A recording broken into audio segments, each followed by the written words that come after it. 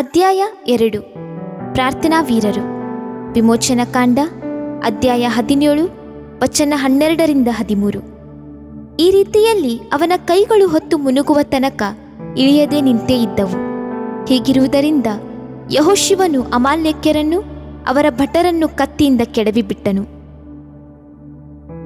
ಕರ್ತನು ನಮ್ಮನ್ನು ಪ್ರಾರ್ಥನಾ ಸೇವೆಗಾಗಿ ಆರಿಸಿ ತೆಗೆದುಕೊಂಡಿದ್ದಾನೆ.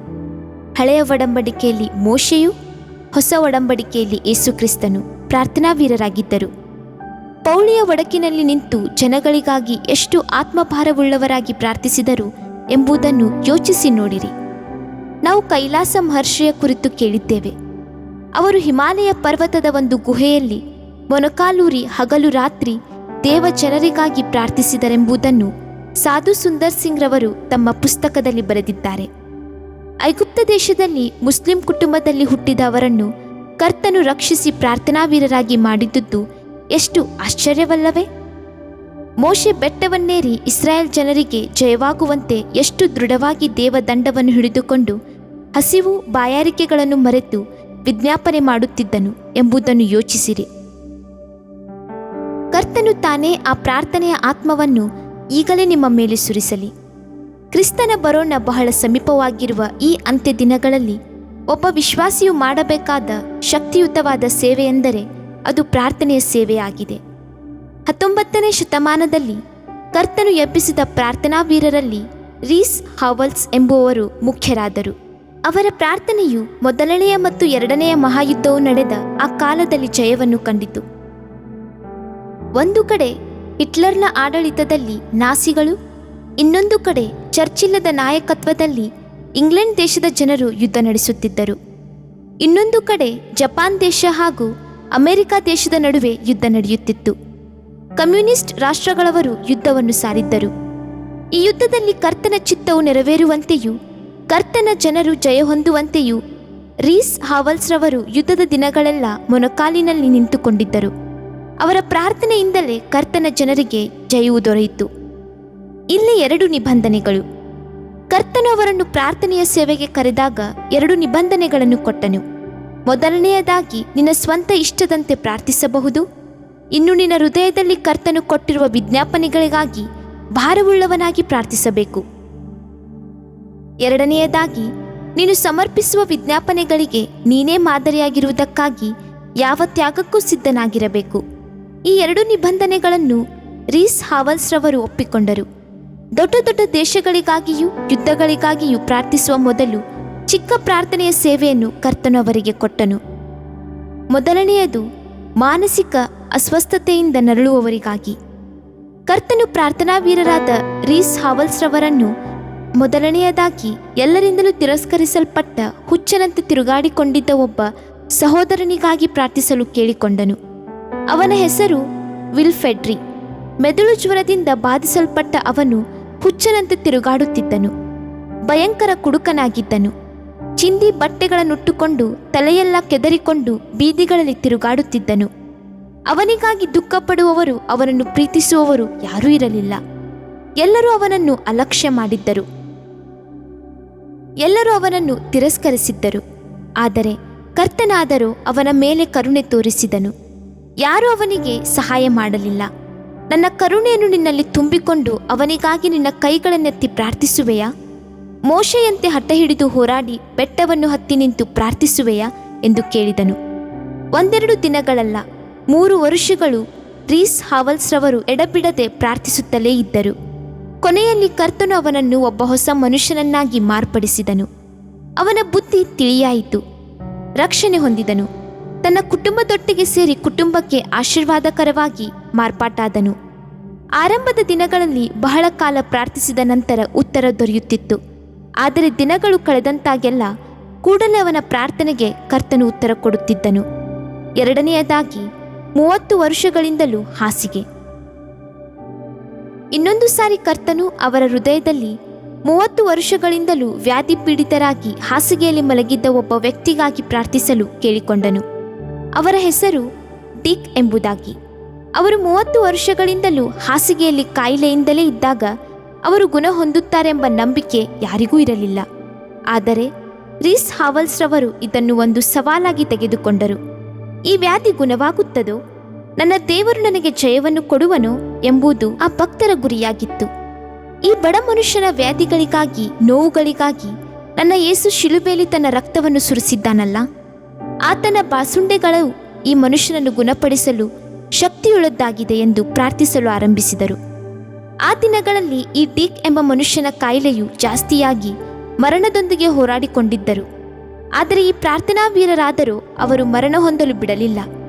ನನ್ನ ದೇವರು ಅದ್ಭುತಗಳನ್ನು ಮಾಡುವವನು, ಆತನು ಈಗಲೂ ಜೀವಿಸಿದ್ದಾನೆ, ಅದ್ಭುತ ಮಾಡುತ್ತಾನೆಂದು ಹೇಳಿ ಪ್ರಾರ್ಥಿಸುತ್ತಲೇ ಇದ್ದರು. ಕರ್ತನು ಆ ಪ್ರಾರ್ಥನೆಯನ್ನು ಕೇಳಿದನು. ಮೇ ತಿಂಗಳ 15ನೇ ತಾರೀಕು ಅವರನ್ನು ಗುಣಪಡಿಸುವೆನು ಎಂದು ವಾಗ್ದಾನ ಮಾಡಿದನು. ಹಾಗೆ ಬೆಳಗಿನ ಜಾವ 5 ಗಂಟೆಗೆ ದೇವರ ಶಕ್ತಿಯು ಡಿಕ್ ಎಂಬ ಮನುಷ್ಯನ ಮೇಲೆ ಅಪರಿಮಿತವಾಗಿ ಸುರಿಯಿತು. ಅವನು ಆರೋಗ್ಯವನ್ನು ಹೊಂದಿದನು, ಎದ್ದು ಕುಳಿತನು, 3 ಮೈಲಿ ನಡೆದು ದೇವಾರಾಧನೆಯಲ್ಲಿ ಭಾಗವಹಿಸಿದನು. 3ನೇದಾಗಿ, ಎಡಬಿಡದೆ ಪ್ರಾರ್ಥನೆ ಮಾಡಿರಿ. ಅಪೊಸ್ತಲನಾದ ಪೌಲನು ಎಡಬಿಡದೆ ಪ್ರಾರ್ಥಿಸಿರಿ ಎಂದು ಆಲೋಚನೆ ಕೊಡುವುದು ಅನೇಕರಿಗೆ ಆಶ್ಚರ್ಯವನ್ನುಂಟು ಮಾಡುತ್ತದೆ. ಹೇಗೆ ಎಡಬಿಡದೆ ಪ್ರಾರ್ಥಿಸುವುದು? ಇದು ಸಾಧ್ಯವೇ ಎಂದು ಕೇಳಬಹುದು. ಹೌದು, ಇದು ಸಾಧ್ಯ. ಕಾರಣ ಪರಿಶುದ್ಧಾತ್ಮನು ಅವರ ಹೃದಯಗಳಲ್ಲಿ ವಾಸಿಸುವಾಗ ಅವರು ಪ್ರಾರ್ಥಿಸುತ್ತಲೇ ಇರುತ್ತಾರೆ. ನಮ್ಮ ಬಲಹೀನತೆಗಳಿಗೆಲ್ಲ ಆತನು ಸಹಾಯ ಮಾಡುತ್ತಾನೆ. ನಾವು ಏನು ಬೇಡಿಕೊಳ್ಳಬೇಕೋ ತಿಳಿಯದೇ ಇರುವುದರಿಂದ, ಪವಿತ್ರಾತ್ಮನು ತಾನೇ ಮಾತಿಲ್ಲದಂಥ ನರಳಾಟದಿಂದ ನಮಗೋಸ್ಕರ ಬೇಡಿಕೊಳ್ಳುತ್ತಿರುವುದರಿಂದ ನಾವು ಕೂಡ ಪವಿತ್ರಾತ್ಮನೊಂದಿಗೆ ಸೇರಿ ಎಡಬಿಡದೆ ಪ್ರಾರ್ಥಿಸಲು ಸಾಧ್ಯವಾಗುತ್ತದೆ. ರೀಸ್ ಹಾವಲ್ಸ್ ರವರು ಎಡಬಿಡದೆ ಪ್ರಾರ್ಥಿಸುತ್ತಲೇ ಇರುವುದರಿಂದ ಅವರು ಟೋಪಿಯನ್ನು ಹಾಕಿಕೊಳ್ಳುತ್ತಿರಲಿಲ್ಲ. ಸಾಧಾರಣವಾಗಿ ಇಂಗ್ಲೆಂಡ್ ದೇಶದವರು ಪ್ರಾರ್ಥನೆಯ ಸಮಯದಲ್ಲಿ ಮಾತ್ರ ಟೋಪಿಯನ್ನು ಧರಿಸಿಕೊಳ್ಳುತ್ತಿರಲಿಲ್ಲ. ಬೇರೆ ಸಮಯಗಳಲ್ಲಿ ಟೋಪಿಯನ್ನು ಧರಿಸದೇ ಇದ್ದರೆ ಅವರ ಗೌರವಕ್ಕೆ ಕುಂದು ಎಂದು ನೆನೆಸುತ್ತಿದ್ದರು. ಆದರೆ ರೀಸ್ ಹಾವಲ್ಸ್ ರವರು ಎಡಬಿಡದೆ ಪ್ರಾರ್ಥಿಸುತ್ತಲೇ ಇರುವವರಾದ್ದರಿಂದ ಅವರು ನಡೆಯುವಾಗ, ಕೂರುವಾಗ, ಕೆಲಸ ಮಾಡುವಾಗ ಟೋಪಿಯನ್ನು ಧರಿಸುತ್ತಲೇ ಇರಲಿಲ್ಲ. ಇದರಿಂದಾಗಿ ಅವರು ಅನುಭವಿಸಿದ ನಿಂದೆ, ಅವಮಾನ, ವೇದನೆಗಳು ಅಷ್ಟಿಷ್ಟಲ್ಲ, ಮಾತುಗಳಿಂದ ವರ್ಣಿಸಲು ಸಾಧ್ಯವಿಲ್ಲ. ಏನೇ ಆದರೂ ಅವರು ಸೋತು ಹೋಗಲಿಲ್ಲ. ಕರ್ತನು ಒಂದು ದಿನ ಅವರಿಗೆ ದರ್ಶನ ಕೊಟ್ಟು ಅವರು ಪ್ರಾರ್ಥಿಸುತ್ತಿದ್ದ ಸ್ಥಳವು ಮಹಾಮಹಿಮೆಯಾದ ಬೆಳಕಿನಿಂದ ಪ್ರಕಾಶಿಸುತ್ತಿತ್ತು. ಆ ಬೆಳಕಿನ ಮಧ್ಯದಿಂದ ಕರ್ತನು ಅವರನ್ನು ನೋಡಿ, ಮಗನೇ, ನೀನು ಜನಗಳಿಗಾಗಿ ನನ್ನ ಸನ್ನಿಧಾನದಲ್ಲಿ ವಿಜ್ಞಾಪನೆಗಳನ್ನು ಮಾಡುವುದಕ್ಕಾಗಿ ನಿನ್ನನ್ನು ಆರಿಸಿ ತೆಗೆದುಕೊಂಡಿದ್ದೇನೆ. ಇಡೀ ದಿನವೆಲ್ಲ ವಿಜ್ಞಾಪನೆಯ ಆತ್ಮನನ್ನು ನಿನ್ನ ಮೇಲೆ ಸುರಿಸುತ್ತಲೇ ಇರುತ್ತೇನೆ. ನೀನು ಎಡಬಿಡದೆ ಪ್ರಾರ್ಥಿಸುತ್ತಲೇ ಇರಬೇಕು ಎಂದು ಹೇಳಿದನು. ಅದನ್ನು ಕೇಳಿದ ತಕ್ಷಣ ಆ ಭಕ್ತನ ಹೃದಯ ಪರವಶಗೊಂಡಿತು. ತನ್ನನ್ನು ದೇವ ಸನ್ನಿಧಾನದಲ್ಲಿ ತಗ್ಗಿಸಿಕೊಂಡು ಒಪ್ಪಿಸಕೊಟ್ಟ, ಇಗೋ, ನಾನು ನಿನ್ನ ದಾಸನು, ನಿನ್ನ ಮಾತಿನಂತೆ ನಾನು ಪ್ರಾರ್ಥನಾ ವೀರನಾಗಿ ಮಾರ್ಪಾಟು ಹೊಂದಲು ಒಪ್ಪಿಸಿಕೊಡುತ್ತೇನೆ ಎಂದರು. 4ನೇದಾಗಿ, ಭಾರತ ದೇಶದ ವಿಧವೆಯರಿಗಾಗಿ. ಒಂದು ದಿನ ಕರ್ತನು ರೀಸ್ ಹಾವಲ್ಸ್ನವರೊಂದಿಗೆ ಭಾರತ ದೇಶದಲ್ಲಿರುವ ವಿಧವೆಯರಾಗಿ ಪ್ರಾರ್ಥಿಸಲು ಕೇಳಿಕೊಂಡನು. ಅಗ್ನಿಕುಂಡದಲ್ಲಿ ತಳ್ಳಿಕೊಳ್ಳುವ ಭಯಂಕರ ಪರಿಸ್ಥಿತಿಗಾಗಿ ಪ್ರಾರ್ಥಿಸಲು ಕೇಳಿಕೊಳ್ಳುವಾಗ ಇವರ ಹೃದಯ ಒಡೆಯಿತು. ಮಾತ್ರವಲ್ಲ, ಯೌವನದಲ್ಲಿ ವಿಧವೆಯರಾದ ಸ್ತ್ರೀಯರನ್ನು ಕತ್ತಲೆ ಕೋಣೆಯೊಳಗೆ ಕೂಡಿ ಹಾಕಿ ಅವರು ಬದುಕಿರುವಷ್ಟು ಕಾಲವು ಬೆಳಕನ್ನು ಕಾಣದಂತೆ ಮಾಡುವ ಪರಿಸ್ಥಿತಿಯಿಂದ ಬಿಡುಗಡೆಗಾಗಿ ಪ್ರಾರ್ಥಿಸುವಂತೆ ಕೇಳಿಕೊಂಡರು. ಅಲ್ಲಿ ಅವರಿಗೆ ಜೀವದಿಂದಿರುವವರೆಗೂ ಸರಿಯಾದ ಆಹಾರ ಕೊಡುತ್ತಿರಲಿಲ್ಲ. ಇಂಥ ವಿಧವೆಯರಿಗಾಗಿ ಪ್ರಾರ್ಥಿಸಲು ಈ ಭಕ್ತರು ತನ್ನನ್ನು ಅರ್ಪಿಸಿಕೊಂಡರು. ಪ್ರಾರ್ಥನೆಯ ಸಮಯದಲ್ಲಿ ಕರ್ತನು ಅಧಿಕವಾಗಿ ಭಾರವನ್ನು, ಆತ್ಮನನ್ನು ಸುರಿಸುತ್ತಿದ್ದರಿಂದ ಅವರು ತನ್ನ ಸ್ಥಿತಿಯಲ್ಲಿ ಒಬ್ಬ ವಿಧವೆಯ ಸ್ಥಿತಿಗೆ ಹೋಲಿಸಿಕೊಂಡು ಪ್ರಾರ್ಥಿಸುತ್ತಿದ್ದರು.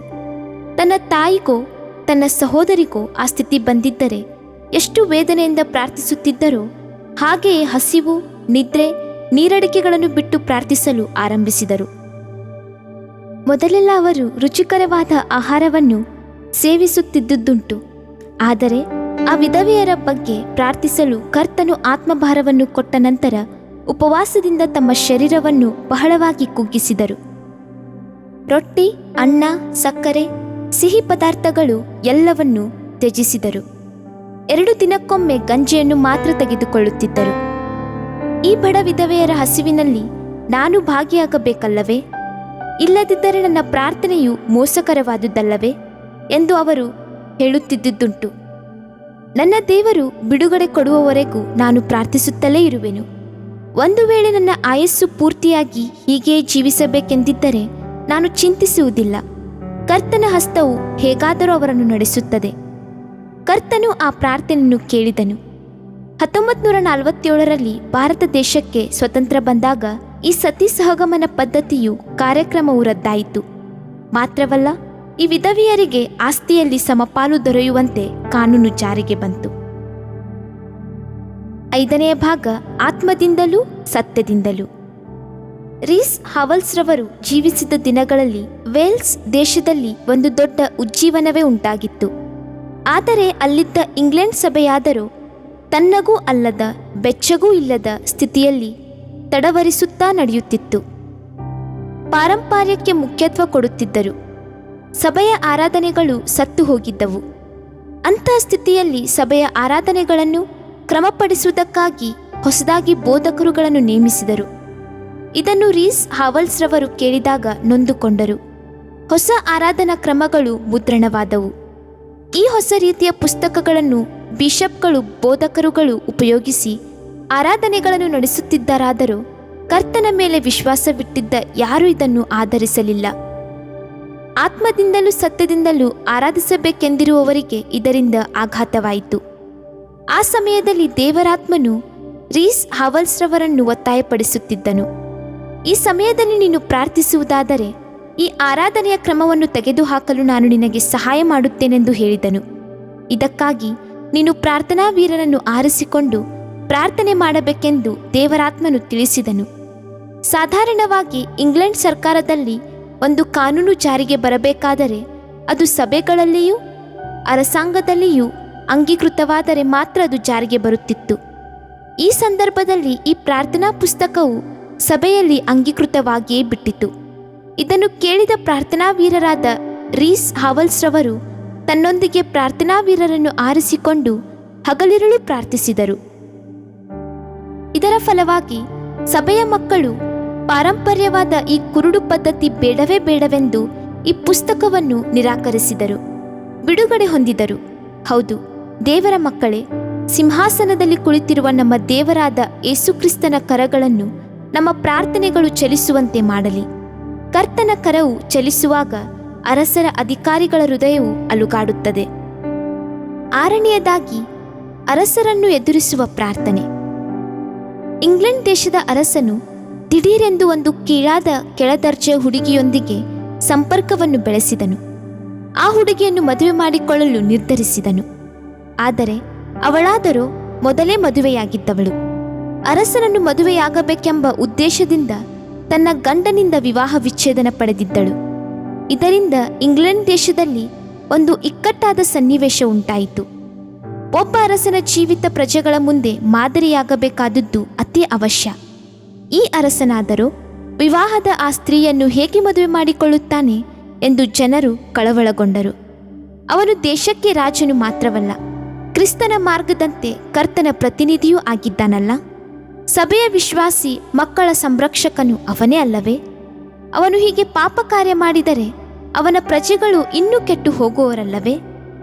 ಇಂಥ ಇಕ್ಕಟ್ಟಿನ ಪರಿಸ್ಥಿತಿಯಲ್ಲಿ ರೀಸ್ ಹಾವಲ್ಸ್ರವರು ತಮ್ಮ ಸತ್ಯವೇದ ಅಧ್ಯಯನ ಶಾಲೆಯಲ್ಲಿರುವ ಉಪಾಧ್ಯಾಯರುಗಳನ್ನು, ವಿದ್ಯಾರ್ಥಿಗಳನ್ನು, ಅಲ್ಲಿ ಕೆಲಸ ಮಾಡುತ್ತಿರುವ ಎಲ್ಲ ಕಾರ್ಯಕರ್ತಗಳನ್ನು ಕರೆದು ಪ್ರಾರ್ಥಿಸಲು ಮೊಣಕಾಲೂರಿದರು. 8 ದಿನಗಳು ಎಡಬಿಡದೆ ಪ್ರಾರ್ಥಿಸಿದರು. ಕೊನೆಯಲ್ಲಿ ಆ ಅರಸನು ತನ್ನ ಪದವಿಯನ್ನು ಬಿಟ್ಟು ಕೆಳಗಿಳಿಯುವ ಪರಿಸ್ಥಿತಿ ಬಂತು. ಅವನ ಸಿಂಹಾಸನವು ಅವನ ಸಹೋದರನಿಗೆ ಕೊಡಲ್ಪಟ್ಟಿತು. ಹೌದು, ಪ್ರಾರ್ಥನೆಯು ದೇಶವನ್ನಾಳುವ ಅರಸರ ನ್ಯಾಯವನ್ನು ನಿರ್ಣಯಿಸುತ್ತದೆ, ವಿಶ್ವಾಸಿಗಳನ್ನು ದೃಢಪಡಿಸುತ್ತದೆ. ಪ್ರಾರ್ಥನೆಯೇ ಜಯ. 7ನೇಯದಾಗಿ, ಯುದ್ಧದಲ್ಲಿ ಜಯಗಳಿಸುವುದಕ್ಕಾಗಿ. 1945ರಲ್ಲಿ ಮಹಾಯುದ್ಧವು ನಡೆಯುತ್ತಿದ್ದ ಸಮಯದಲ್ಲಿ ಕರ್ತನು ಅವರಿಗೆ ವಿಶೇಷವಾದ ಪ್ರಾರ್ಥನೆಯ ಭಾರವನ್ನು ಕೊಟ್ಟು ಆ ಯುದ್ಧದಲ್ಲಿ ದೇವರ ಮಕ್ಕಳು ಜಯ ಹೊಂದುವಂತೆ ಪ್ರಾರ್ಥಿಸಲು ಆಜ್ಞೆ ಮಾಡಿದರು. ಕರ್ತನ ಭಾರವು ಅಧಿಕವಾದುದರಿಂದ ರೀಸ್ ಹಾವಲ್ಸ್ರವರು ಮತ್ತು ಅವರ ಸಂಗಡಿಗರೆಲ್ಲರೂ ಹಗಲು ಇರುಳು ಮೊಣಕಾಲಿನಲ್ಲಿ ನಿಂತು ಪ್ರಾರ್ಥಿಸಲು ಪ್ರಾರಂಭಿಸಿದರು. ಆ ಸಂದರ್ಭದಲ್ಲಿ ಹಿಟ್ಲರನ್ನು ಮೂರ್ಖತನದಿಂದ ಯಹೂದ್ಯರನ್ನು ಕೊಲ್ಲುತ್ತಿದ್ದನು. ಚಿಕ್ಕ ಮಕ್ಕಳನ್ನು ಕೂಡ ಅವನು ಬಿಡುತ್ತಿರಲಿಲ್ಲ. ಕೆಲವರು ದೇಶವನ್ನೇ ಬಿಟ್ಟು ಓಡುತ್ತಿದ್ದರು. ಚಿಕ್ಕ ಚಿಕ್ಕ ಮಕ್ಕಳು ಅನಾಥರಾಗಿ ಜರ್ಮನಿಯಿಂದ ದಕ್ಷಿಣಕ್ಕಿರುವ ಪೋಲೆಂಡ್ ದೇಶದ ಕಡೆಗೂ ಓಡಿದರು. ಆ ಮಕ್ಕಳ ಪರಿಸ್ಥಿತಿಯು ರೀಸ್ ಹಾವಲ್ಸ್ರವರ ಹೃದಯವನ್ನು ಕರಗಿಸಿತು. ಅವರು ಪ್ರಾರ್ಥಿಸಿದ್ದು ಮಾತ್ರವಲ್ಲ, ಆ ಮಕ್ಕಳಿಗಾಗಿ ಅನಾಥಾಶ್ರಮಗಳನ್ನು ತೆರೆದರು. ರೀಸ್ ಹಾವಲ್ಸ್ರವರ ಪ್ರಾರ್ಥನೆಯನ್ನು ಕರ್ತನು ಕೇಳಿದನು. ಹಿಟ್ಲರ್ನ ಸೈನ್ಯವು ಸೋತು ಹೋಯಿತು. ಅಮೆರಿಕ, ಇಂಗ್ಲೆಂಡ್, ಇನ್ನೂ ಅನೇಕ ಕ್ರೈಸ್ತ ರಾಷ್ಟ್ರಗಳು ಜಯದ ಮೇಲೆ ಜಯವನ್ನು ಹೊಂದಿದವು. ಯುದ್ಧವು ನೂತನ ಮಾರ್ಗಕ್ಕೆ ತಿರುಗಿತು. ಇಟಲಿಯ ಸರ್ವಾಧಿಕಾರಿಯಾದ ಮುಸ್ಲೋನಿ ಸೋಲಿಸಲ್ಪಟ್ಟನು. ಕ್ರೈಸ್ತರನ್ನು ಸೋಲಿಸುತ್ತಿದ್ದ ಜಪಾನ್ ಬಿದ್ದು ಹೋಯಿತು. ಅವರ ಪಟ್ಟಣಗಳು ಅಣುಗುಂಡುಗಳಿಂದ ನಾಶವಾಯಿತು. ಯಾವ ನಿಬಂಧನೆಗಳು ಇಲ್ಲದೆ ಅವರು ಶರಣರಾದರು. ದೇವಮಗುವೆ, ನಾವು ಇಂದು ಆತ್ಮಿಕ ಯುದ್ಧವನ್ನು ಮಾಡುತ್ತಿದ್ದೇವೆ. ಈ ಪ್ರಾರ್ಥನೆಗಾಗಿ ಈಗ ಕರ್ತನು ನಿನ್ನನ್ನು ಕರೆಯುತ್ತಿದ್ದಾನೆ. ನೀನು ಮೊಣಕಾಲಿನಲ್ಲಿ ನಿಲ್ಲುವುದೇ ಆದರೆ ಜಯ ಹೊಂದುವಿ. ನಿನ್ನ ಮೊಣಕಾಲಿನ ಪ್ರಾರ್ಥನೆಯು ನಿನಗೆ ಆಶೀರ್ವಾದವನ್ನು ತರುವುದು ಮಾತ್ರವಲ್ಲ, ದೇಶದಲ್ಲಿ ಉಜ್ಜೀವನವನ್ನೇ ಉಂಟು ಮಾಡುವುದು. ಪ್ರಾರ್ಥನಾ ವೀರರಾದ ರೀಸ್ ಹಾವಲ್ಸ್ರವರ ಕೊನೆಯ ಮಾತುಗಳೇನು ಗೊತ್ತೇ? ಜಯ ಎನ್ನುವುದೇ. ಈ ಮಾತುಗಳನ್ನು ಹೇಳುತ್ತಲೇ ಅವರು ನಿತ್ಯತ್ವಕ್ಕೆ ಸಾಗಿದರು. ದೇವಮಗುವೆ, ನಿನ್ನ ಹೃದಯದಲ್ಲಿ ವಿಜ್ಞಾಪನೆಯ ಪ್ರಾರ್ಥನೆಗಳು ಇರುವುದಾದರೆ ನೀನು ಕೂಡ ಧೈರ್ಯವಾಗಿ ಜಯಂ, ಹಲ್ಲೇಲುಯ ಎಂದು ಆರ್ಭಟಿಸಬಹುದಲ್ಲ. ನಮಗೆ ಜಯ ಕೊಡುವ ದೇವರಿಗೆ ಸ್ತೋತ್ರವು. ಇದರಿಂದ ನಿನ್ನ ದೇಹಕ್ಕೆ ಆರೋಗ್ಯವು, ಎಲುಬುಗಳಿಗೆ ಸಾರವು ಉಂಟಾಗುವವು. ಜ್ಞಾನೋಕ್ತಿಗಳು 3ನೇ ಅಧ್ಯಾಯ 8ನೇ ವಾಕ್ಯ. ಪ್ರಿಯ ವೀಕ್ಷಕರೇ ಮತ್ತು ಕರ್ತನಲ್ಲಿ ಸಹೋದರ ಸಹೋದರಿಯರೇ, ನೀವು ನಮ್ಮ ಈ ಕಾರ್ಯಕ್ರಮವನ್ನ ವೀಕ್ಷಿಸಿದ್ದಕ್ಕಾಗಿ ದೇವರ ನಾಮದಲ್ಲಿ ನಿಮಗೆ ವಂದನೆಗಳು.